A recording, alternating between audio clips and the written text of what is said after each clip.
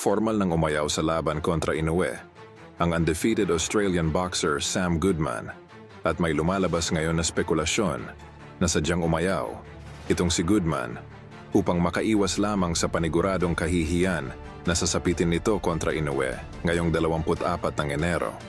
At mula dito ay naghahanap muna ng primary replacement pansamantala itong kampo ni Naoya Inoue na isang unknown at kapwa Japanese fighter upang masiguro lamang na mairaraos nito ang laban ngayong. At ganun pa man, ayon sa manager nitong si Naoya Inoue na si Ohashi, ay makahanggang ngayon ay bukas pa rin itong kanilang kampo sa mga possible pang maging options bago ang nasabing nakatakdang laban. At binigyan diin pa nitong manager ni Inoue na naghahanap pa rin sila ng mga possible pang ibang fighters sa super bantamweight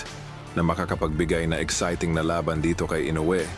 para na rin makapagbigay pa ng kasiyahan sa mga Japanese boxing fans sa Japan. Subalit ating napag-alaman na tumangging magpresenta ang kampo nitong si Casimero kanila Inoue upang maging last replacement sa tuluyang pag-atras nitong si Sam Goodman. Marahil dahil ito sa kulang ang preparasyon nitong si Alas at sa mga kagaya nitong short notice na kung saan alam nating lahat na halos hindi nag-ensayo itong si Casimero tuwing ito ay wala pang malinaw na laban. At patungkol naman sa isang taong banned nito sa Japan, keep in mind na ito ay hindi problema dahil isang request lamang ni Inoue sa Japan Boxing Commission, gaya ng pag-alis nito ng lifetime ban kay Luis Neri,